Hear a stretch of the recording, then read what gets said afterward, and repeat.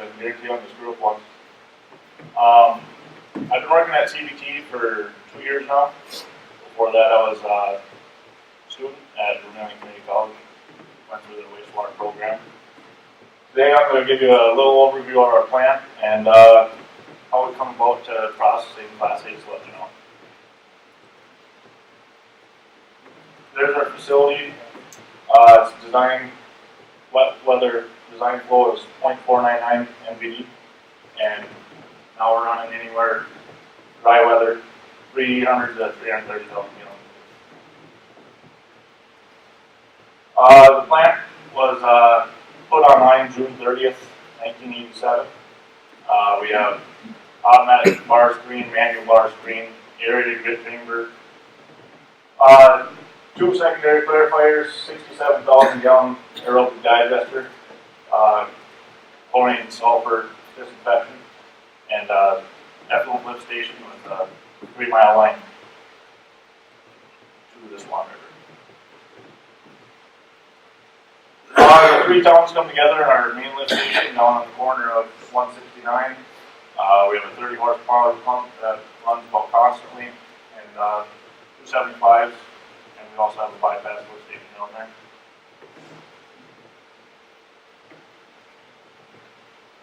Here's a picture of our pre-treatment building, our automatic bar screen, parks, and our grid classifier with the aerated grid chamber.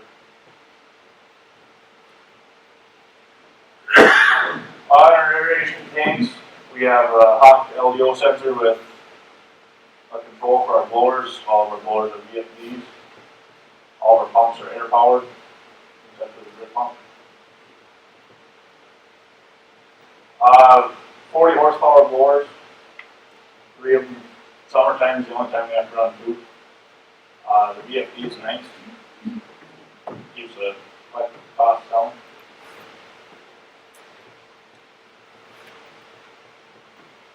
With the secondary clarifiers, basic, automatic scum, twice a day we pulse scum, pump and sludge, once in the morning.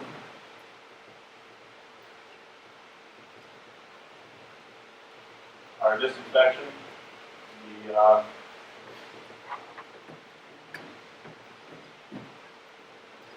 chlorine's added here. We're and at the end of our effluent lift station. Pretty neat. Our effluent lift station has 2 30 horsepower pumps, but they only run about a half hour a month. The line is set up, and they found this out 10 years after operating. If you raise the floats, it'll siphon to the river.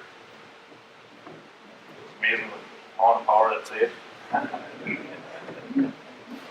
All because someone forgot to lower the floats after they cleaned.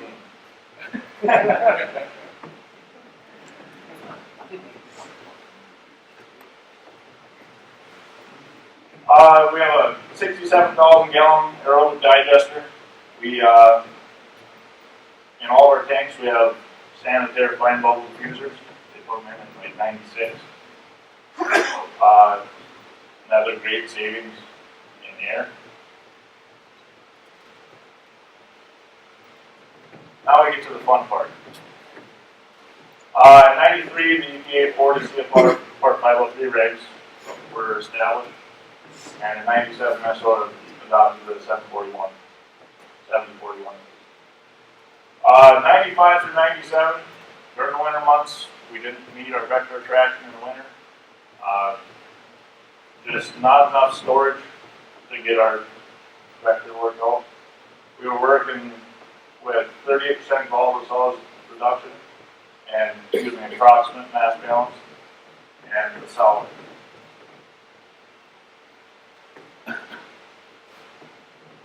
Well, Georgia got on us. We had to do something. In 98, there was a study done by RCM. They studied the options: line stabilization, another digester, or cover and heat the existing digester.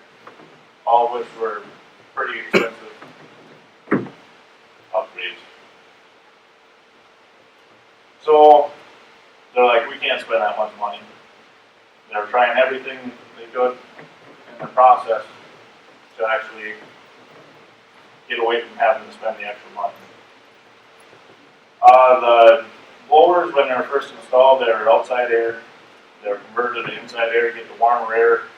In the wintertime, we have our blower room heat turned up to about 90 degrees.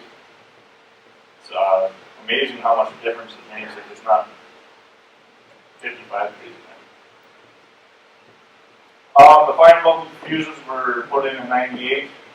They a lot better treatment, a lot of savings electrical wise, and it really wasn't that expensive. They ordered it all. The two guys that were working there at the time installed them themselves, and from what I was told, it was pretty fairly easy problem. They switched to running a full mass balance to give you a better average. I guess there's only a few of us in the state that actually run a full mass balance. Well, they're trying to get every little bit to pass. In '98 to '01, they still meet in the winter, and they just dealt with it. George wasn't happy, but they were trying everything they could. In 2001, SCH did a study, and they looked at pretty much the same options. This is the second study, mind you. And everyone here that's dealt with the studies, you know they're not cheap. They looked at the expanded digester, heated digester, temporary storage, and reed beds. To get by in 02 to 04, if you work with farmers and incorporation, they want their incorporation done before they put crop out and use stockpile sludge. It's usually not done until May or June if it's outdoor. So that didn't work out too well. 0506, they hauled liquid waste to the Grand Rapids Wastewater Plant. It worked out okay, but you have trucking costs, and it's a lot easier to just process your own sludge. So in 07, they decided to do a whole facility plan. They looked at the original digester with the cover. That was obviously the cheapest route at the time. That's all they got. Reed beds and line stabilization were both expensive. By the time they were done getting the digester set up the way they wanted, with inside blower intake, separate blower room, the project went up to $1.8 million. And the commission was like, no way. In 2008, my boss came down to the same conference, and Chuck Monstrom, the guy from Spring BioSet, he's a salesman, he gave a presentation on the Spring BioSet. You produce Class A biosolids, and he said anywhere from $500,000 to $750,000 for the equipment. We actually went ahead with that in 2009, and this is our actual cost to put the process in place. 1.1 is a lot better than 1.8. And you're getting a Class A sludge, and the other options were all Class B sludge. This was what we had beforehand. Parts and Magnum belt filter press, and this conveyor that I could have shot about 50 times when the belt would break. We would back our truck in, and we have 80 acres of field to be land applied.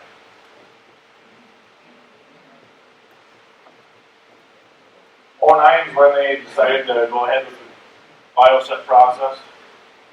Georgia said we had to do something, and this seemed like the most cost-effective way, and it's the cheapest, plus you get Class A sludge that's non-regular. The Spring BioSet itself, it mixes lime, sulfanic acid, and it brings you up to a temperature. You're supposed to have 158 degrees for 30 minutes. Well, we actually just had Georgia look at it, and we got it lowered to 147 because our press only produces so much sludge. All the equipment for the BioSet we run at a minimum speed. It takes 4 hours from the time the sludge goes into the BioSet until it comes out. So at the time and temperature, we were able to lower it to 147 degrees, and it's surprising how much money we saved. That was it's our existing garage with all the biosolids, the press, and we were back the truck in there and haul it up.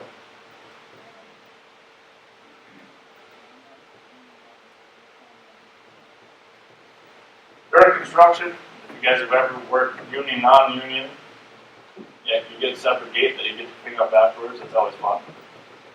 Hitting rocks with the mower. This is the construction of the new storage building.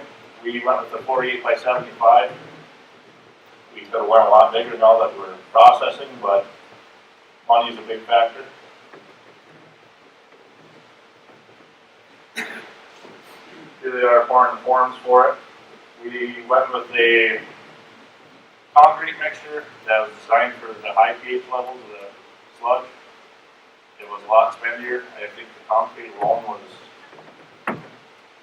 right around $100,000 just for concrete. You went 5 feet below ground and 5 feet above ground. There's a lot of concrete there.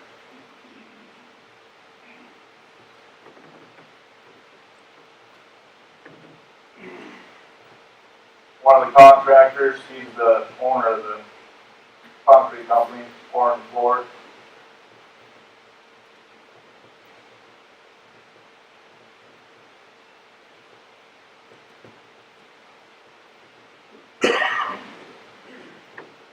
All done. We have 2 drains for letting the sludge dry.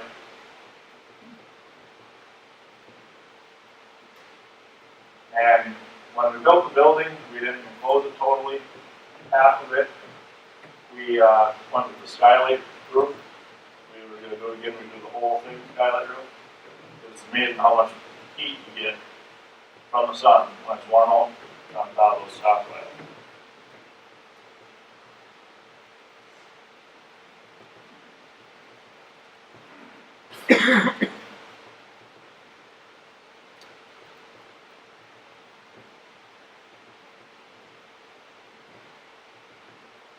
There it is, all done with our silo from swing. That was part of the project top.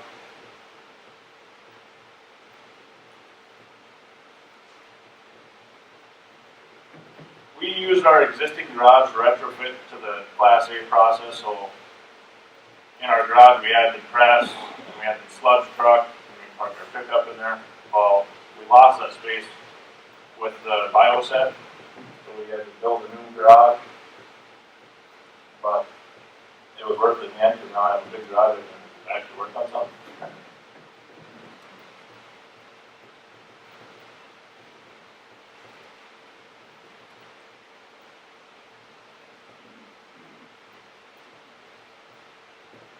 And anytime you guys have a garage built, tell them to make sure to slope the whole floor so it goes into the drain, not just the front 2 sections.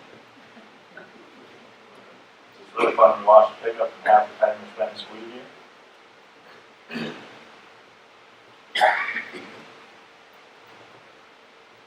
It's a pretty neat structure that we got. It's they're all prefab walls, all pre-insulated, and probably one of the better ways to go with a new garage structure.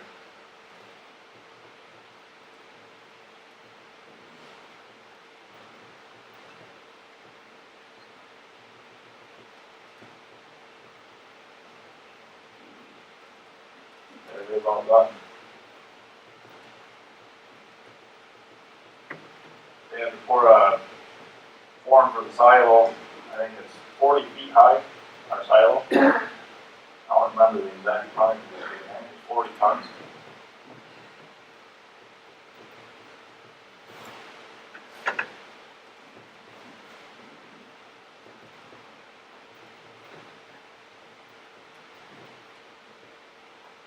here's the BioSet process itself.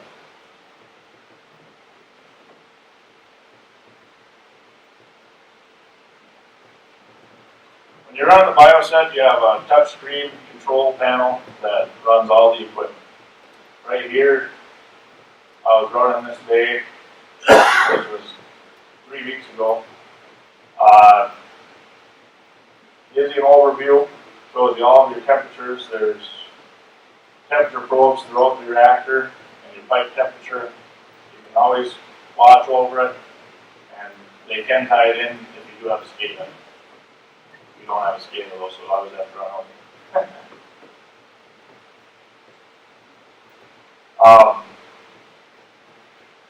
The setup is nice. It's really user friendly. I know a lot of people aren't computer friendly, even though more and more things are going computerized. The interface is simple and everything's very easy to understand, if I can put it that way. Here's your options on the main menu of the panel. You can adjust your pump speed, you can adjust your mixer screw speed, flex conveyor, anything you want. We also have a heater set up for the night before we're going to press. Georgia requires it to be 147 degrees before it goes into the reactor. So it's 100% Class A sludge going through there. You can't have that 2-minute window of cold sludge. That's why we have a bypass line.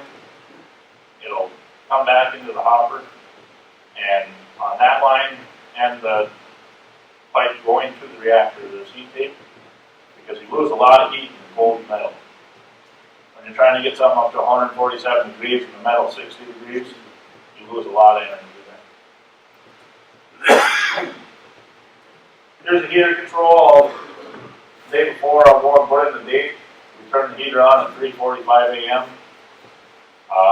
We start pressing at 7:30. Gives you kind of an idea of how long it takes to heat it up.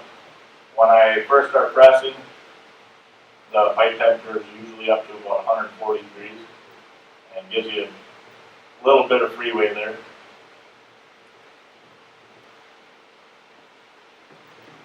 The collection conveyor is just the piece of equipment that takes the sludge from the press. Just a shaftless screw conveyor.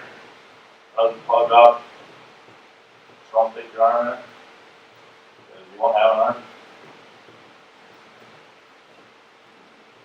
The mixer screw is actually in the hopper. This is where the sludge comes from the conveyor.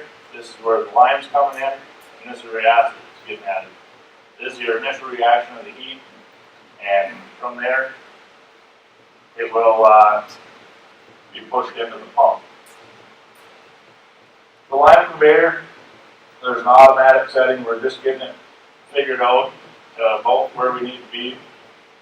At first, we had to play with it a little bit to get it to keep a constant temperature, because you always have different variables. I mean, when the lime's coming in, there's a screw shaft that comes in, and you have little differences in your sludge. Say you have too much poly, too little poly, your solids content's different.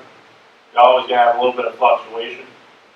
And we have it dialed in now to where it is, and it keeps our temperature within 5 degrees usually. So we always aim a little higher than 147, so if we do have a little bit of dip, we're still passing. This is the actual hopper with the screw. There's 2 screws in here.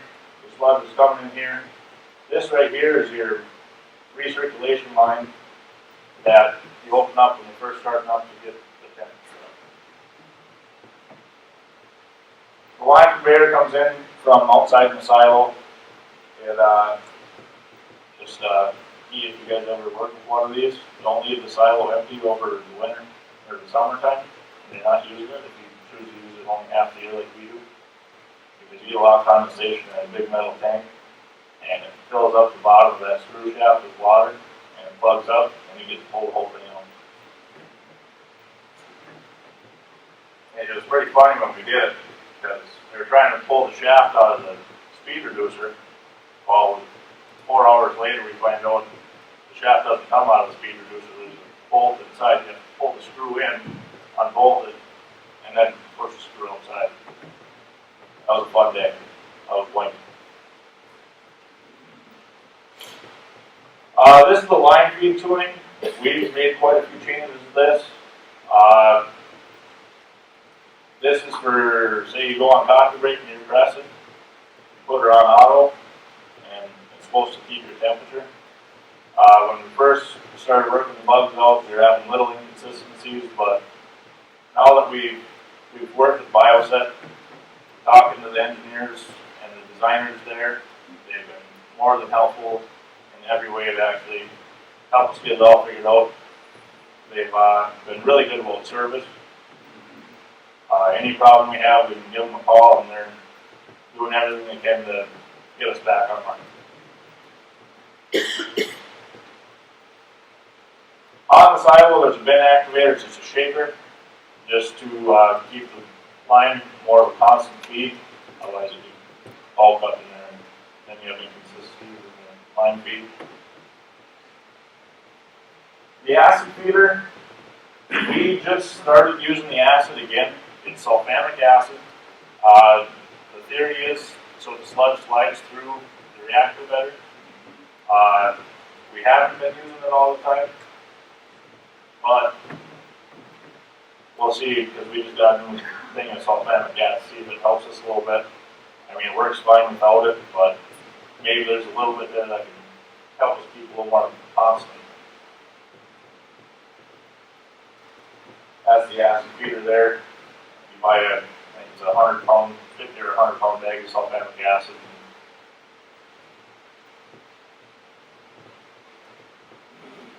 Here's the pump control.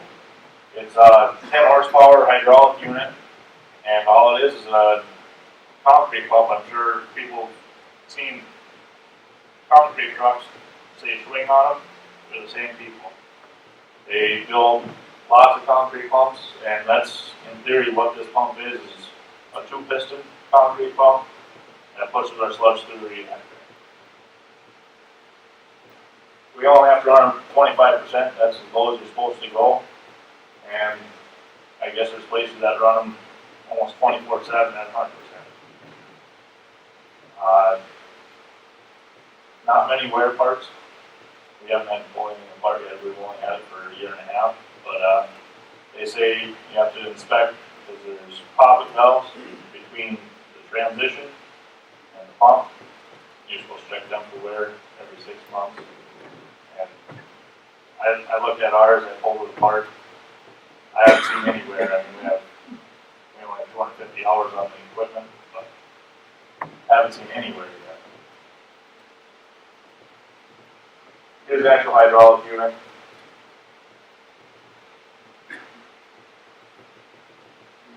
There's an ammonia scrubber for, say you have your plants right in town, you're processing sludge. When the sludge comes out of the reactor, you have a pretty good ammonia smell. They pretty much have a vent hood over the discharge outside, and it sucks it in, puts it into the water, and removes a lot of the odors where we're at. We're a mile out of town, and it doesn't bother us. But when we first started running, we had the truck parked underneath it, and it was amazing how much smell it took away. I mean, unless you're standing up on the side of the truck so you know how full it was, hardly any odor. Well, if you did that just staring in Class B, that's not too bad, but when you go home, you can really smell yourself. Here's the scrubber unit here. Has constant feed water, and run about 2 gallons a minute of water through it. Takes the odor, puts it in the water. Pretty big.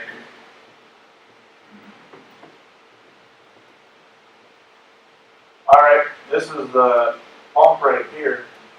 The biosolids come off the press, everything's mixed, and it comes through this transition corner here. We just actually had BioSet come up. They put in new water lines for flushing it out. If you add too much lime, it will plug up. It's dry. We haven't been able to use it with new water lines yet. As another problem we were having is when we were recirculating, the sludge would get drier and drier because you have a little bit of old sludge in there, and you try to get back up to 147 degrees.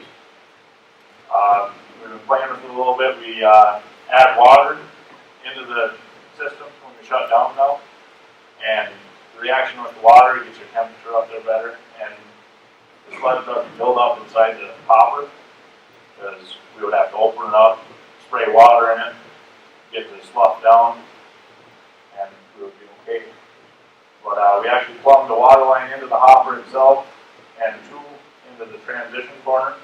So if you are plugging up, we can open up our high pressure water and eliminate plugging, because when it plugs, you have to pull this plate off, there's a plate on the bottom, and it's a hot mess. So hopefully these water lines correct it. This is the smallest of their pumps, I believe. It's a KSP5. I couldn't tell you what's the rated gallons per minute on that. Yeah, 15 gallons a minute. It's the smallest one they make, and we don't hardly run it. 25% is the recommended low speed. The only time you have to turn it up is when you're recirculating. Get it moving through there a little faster, get it speed. From the pump that comes into the reactor, this is where you're getting your detention time. You have temperature probes. We take a temperature reading every 30 minutes. Once it's in here, I know I pressed 3 weeks ago, and last week the temperature inside that reactor was still 100 degrees. The sludge is holding its heat in there. And you should never have to open it up. Right here we actually had, I think this is the only BioSet that they put this on. My boss chooses to run Class B in the summertime just to save lime costs and acid costs. We can run Class B right into the hopper and open this bypass line. We can park the truck outside and we can still do our land out with Class B. I don't think we're going to use that anymore because we're going to pump it right through the reactor, and we don't have to worry about cleaning this line out come wintertime and having it freeze up on us because it goes out into our storage building. There's heat tape outside, but not on that line because it's only meant to be run in the summer.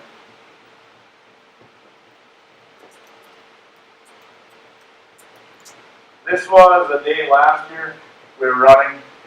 Our press speed is always 100%. This is our average feed rate for our lime. 25 to 30% ends up being about 4 to 5 pounds of lime per minute. You keep an eye on your reactor pressure. One thing is when you are using the acid, reactor pressure is lower. It doesn't really affect the treatment any, but I'm sure it probably lets the pump work a little less harder. And as you can see, our temperatures stayed pretty consistent all through the day. There's not one under there under 157, or 158. But it's a consistent sludge, and for the price, you have Class A Biosolids. Once you have it tested once in the year, it's EQ. I can bring it down to City Hall, put it on the lawn. No one's going to say anything about it. We, last year when we ran our samples, we had a fecal of less than 2. That's pretty good for biosolids. I know in our Class B, I think it's 20, 30,000. This is what it looks like when it comes out. It's hot. It's acts like wet concrete. It splatters. What I've been told, it's almost a soupy The reason I say that is because it gets the cell walls so hot, the water inside the cells comes out. So you're breaking all the cells apart and you get a little soupier sludge. But if you spread it out and dry it, you have a solid sludge. You do need a heavier manure spreader for it if you're going to land at it. I know we have a night spreader on our truck, and wet, I couldn't put more than half in it. Otherwise, the plates wouldn't turn, and I ended up filling it out twice. And that's always a good day. But overall, the process, I thought it was the best decision for us.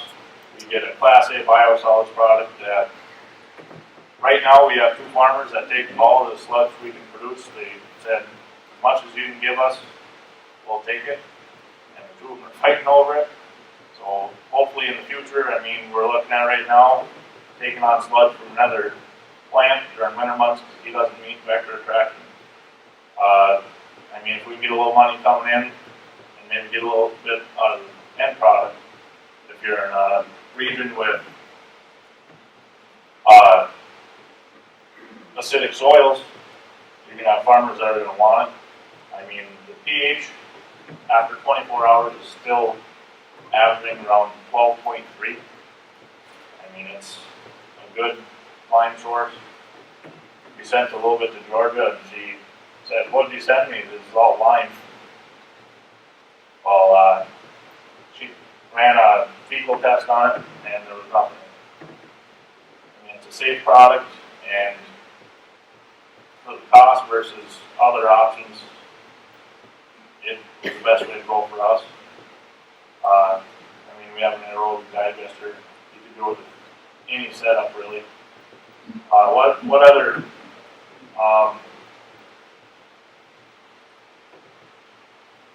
I forget what the size was for retrofitting in your original building. The equipment doesn't really take up that much space. A lot of people can retrofit your garage, plant, biosolids processing building. Anyone have any questions?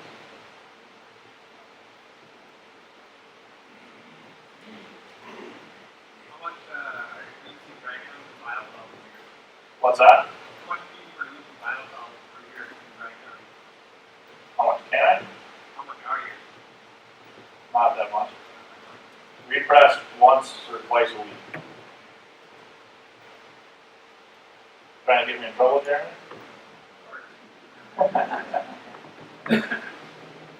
That was a long time ago I said that. If anyone has any questions about the BioSet process itself, this guy right here has information. We have brochures on it. They've always been real good to work with. Anytime we have a problem, we can call them. When we told them we were having a problem with the building up in the hopper, they had a guy up there the next week installing the water lines for us, and we still got half a year of warranty left. So